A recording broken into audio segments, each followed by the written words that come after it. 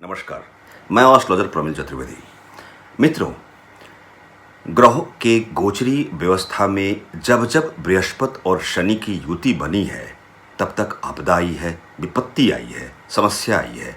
अर्थात विश्व के किसी न किसी परिक्षेत्र में ऐसी समस्या अवश्यंभावी रूपेण ऐसे आती हुई प्रतीत हुई है। अर्थात पहले तो आप जान लें कि गोचरी व्यवस्था में बृहस्पति लगभग 1 वर्ष तक एक राशि में परिभ्रमित करते हैं, वहीं शनि 2.5 वर्ष तक एक राशि में अपने स्वयं को रिवॉल्व वाले पीरियड में लाते हैं।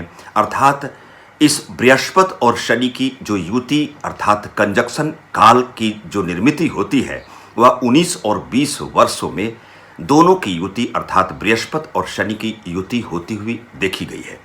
जब जब युति होती है समस्या आती है मित्रों। ऐसा एस्ट्रोलॉजिकल प्रेडिक्शन मोड में इस रिजल्ट के रूप में ऐसा देखा गया है, माना गया है कि बृहस्पति और शनि की युति होती है तो ऐसी समस्या क्यों आती है। मित्रों, इस छोटे से इसी बिंदु क्रम में एक छोटी सी चर्चा आपके समक्ष मैं प्रस्तुत करता हूं। मित्रों, जहां तक आपको जानकारी है कि 5 नवंबर 2019 को ही वृश्चिक राशि को छोड़ते हुए बृहस्पति धनु राशि में अपने स्वयं की राशि में विराजमान हो गए। ऑलरेडी शनि वहां स्थित थे। अर्थात 5 नवंबर 2019 से धनु राशि में बृहस्पति और शनि की गोचरी युति बनी। अर्थात 24 जनवरी 2020 को जहां शनि अपने इस धनु राशि को छोड़ते हुए स्वयं की मकर राशि में विराजमान हुए, पुनश्च 29 मार्च की रात्रि बेला में बृहस्पति उस धनु राशि को छोड़ते हुए मकर राशि अर्थात नीच की राशि में शनि के साथ युतिबद्ध होते हुए नीच भंग राजयोग का निर्माण करते हुए 29 मार्च 2020 से 30 जून 2020 तक स्थित रहेंगे। मित्रों, जब धनु राशि में बृहस्पति और शनि की युति बनी तब से ही समस्या का आगमन हो चुका था। उस चीन के वुहान प्रांत से जो वायरस का संक्रमण की शुरुआत हुई, आज पूरा विश्व उस संक्रमण से जूझता हुआ दिखाई पड़ रहा है। वर्तमान गोचरी व्यवस्था में जहां मकर राशि का बृहस्पति और शनि अर्थात 30 जून तक विराजमान रहेंगे, अर्थात 30 जून के बाद बृहस्पति पुनश्च केतु से युतिबद्ध होते हुए गुरु चांडाल योग का निर्माण कर लेंगे। वहीं पुनश्च 20 नवंबर 2020 से मकर राशि में बृहस्पति और शनि की युतिबद्ध श्रृंखलाबद्ध तरीके से दोनों की युति बनेगी जो 6 अप्रैल 2021 तक रहेगी। अर्थात बृहस्पति और शनि की जब युति बनती है तो आपदा का समावेशित काल के रूप में हम उसे क्यों महसूस करते हैं, इसका रीजन क्या है मित्रों, देवताओं के गुरु के रूप में बृहस्पति को माना गया है। अर्थात बृहस्पति जहां ब्राह्मणत्व का कारक है, आध्यात्म का कारक है, नैतिकता संबंधी कार्य विशेष की श्रृंखला को पूर्ण करने वाले बृहस्पति बहुत ही सुंदर शुभत्व प्लैनेट है। सात्विकता के कारकत्व व्यवस्था को इंडिकेट बृहस्पति ही करते हैं। भगवा की बात करें, आर्थिक व्यवस्था, धन का कारक अर्थात धर्म की व्यवस्था को भी संचालित बृहस्पति करते हैं। सुख के कारक के रूप में बृहस्पति को माना गया है। भाव में कमी अर्थात जिस भाव में बृहस्पति रहते हैं उस भाव में कमी का योग देते हैं। इसका तात्पर्य सीधा सा है कि बृहस्पति जहां शुभत्व ग्रह की उस श्रृंखलाबद्ध श्रेणी में पहला स्थान रखते हैं, वहीं शनि क्रूर नैसर्गिक पापी ग्रह हैं। धीमा गति से चलने वाले शनि को शनैश्चर भी कहा गया है जो आपदा के कारक है।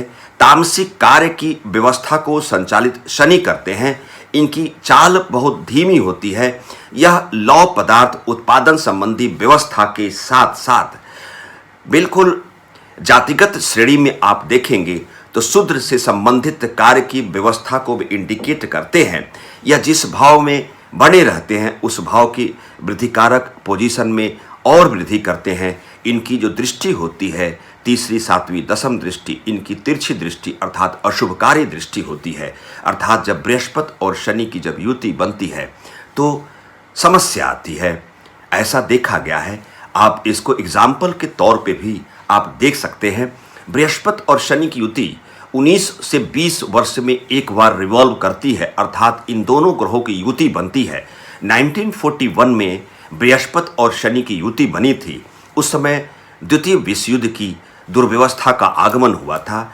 ठीक 1961 में आप देखेंगे जब बृहस्पति और शनि की युति बनी थी तो उस समय अमेरिका वर्सेस पूर्व सोवियत संघ के रिलेशन बहुत खराब हुए थे, युद्ध की नौबत आई थी। 1980-81 में आप अमेरिका, ईरान और इराक के युद्ध की व्यवस्था को भी आप इंडिकेट कर सकते हैं। 1980-81 में इसके पश्चात 2000-2001 की उस कालबद्ध तरीके से आप उसको देखेंगे तो अमेरिका के वर्ल्ड ट्रेड सेंटर में हमला हुआ था। आज वर्तमान समय 2019 और 20 का समय है। हम कोरोना के संक्रमण से और आर्थिक मंदी से गुजर रहे हैं मित्रों। आर्थिक मंदी का सबसे बड़ा कारण बृहस्पति और शनि की युतिबद्ध जो गोचर की जो व्यवस्था है, यह सबसे बड़ा कारण बनता है। मित्रों, आज बृहस्पति नीच की राशि में है, यद्यपि शनि के साथ युतिबद्ध हैं। नीच भंग राज्यों की प्राप्ति होती हुई दिखाई पड़ रही है, परंतु बृहस्पति के इस नीचगत राशि में होने मात्र से ही आप एग्जाम्पल के तौर पे जो महाराष्ट्र के पालघर में जो समस्या आई है, अर्थात भगवाधारी सन्यासी 2 साधुओं की जो निर्मम हत्या हुई है अमानवीय तरीके से, यह बृहस्पति के नीच के मकर राशि और बृहस्पति और शनि की युति वश ऐसे देखने को मिल रही है, जो आज तक हम लोगों ने ऐसी जो इस संभावना को ना कोई सोचा था, ना कोई महसूस किया था कि आज के परिप्रेक्ष्य में जो पालघर महाराष्ट्र में स्थित जो समस्या आई है, इस समस्या के समाधान कैसे होंगे, हमारे भारत की सरकार क्या करने वाली है, उनको दंड कैसे दिया जाएगा, यह अमानवीय हरकत जो अनैतिक कार्य जो हुआ है यह बेहतर नहीं है। बहुत ही त्रासदी से युक्त ऐसा कार्य जिसकी भर्त्सना हम सब करते हैं। मित्रों, बृहस्पति भगवा का कारक भी है, अर्थात भगवा धारक वही होता है। भगवा में बहुत सारी एक एथिकल, एक आदर्शात्मक उपागम का समावेश है।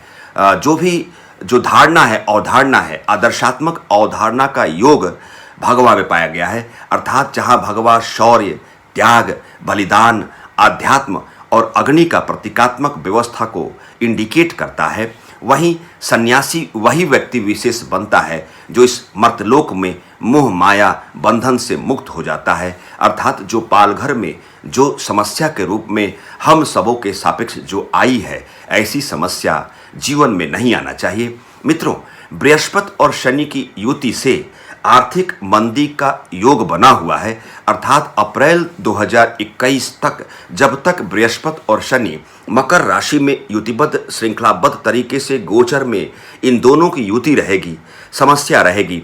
चीन की जो मकर लग्न और मकर राशि की कुंडली है, अर्थात चीन के लग्न से और राशि से बृहस्पति और शनि गुजर रहे हैं, यह तो चीन को जानकारी होगी, अर्थात चीन को पछतावा होगी, चीन को भुगतान करना पड़ेगा, अर्थात भुगतना होगा। जो चीन की जो समस्या है, यह नवंबर 2022 तक क्रमशः मित्रों चीन की समस्या बढ़ती जाएगी।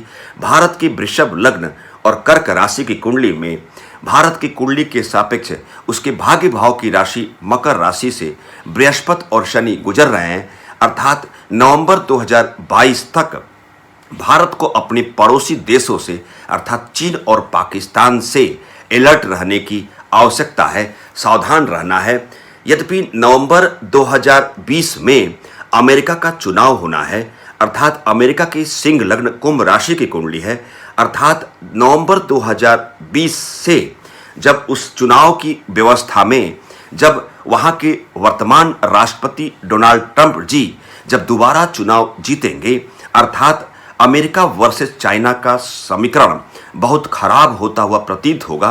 अर्थात जो चीन की मकर लग्न और मकर राशि की कुंडली है, अर्थात अप्रैल 2021 तक, जब तक शनि और बृहस्पति भारत के भाग्य भाव से गुजरेंगे, वहीं चीन के लग्न और राशि से गुजरते हुए प्रतीत काल में चीन को नकारात्मक शक्तियों का आगमन को झेलने के लिए जद्दोजहद करनी पड़ेगी।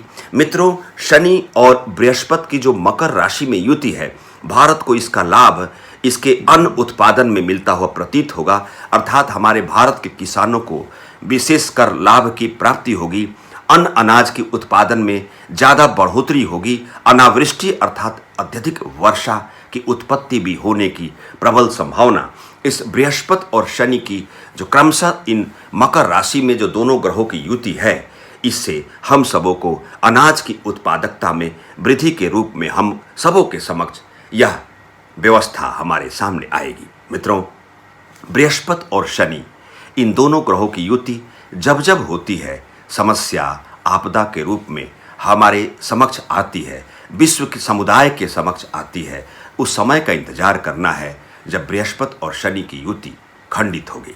मित्रों, इसी के साथ इस छोटे से वक्तव्य शैली का इस्तेमाल करते हुए मैं एस्ट्रोलॉजर प्रमिल चतुर्वेदी, नमस्कार।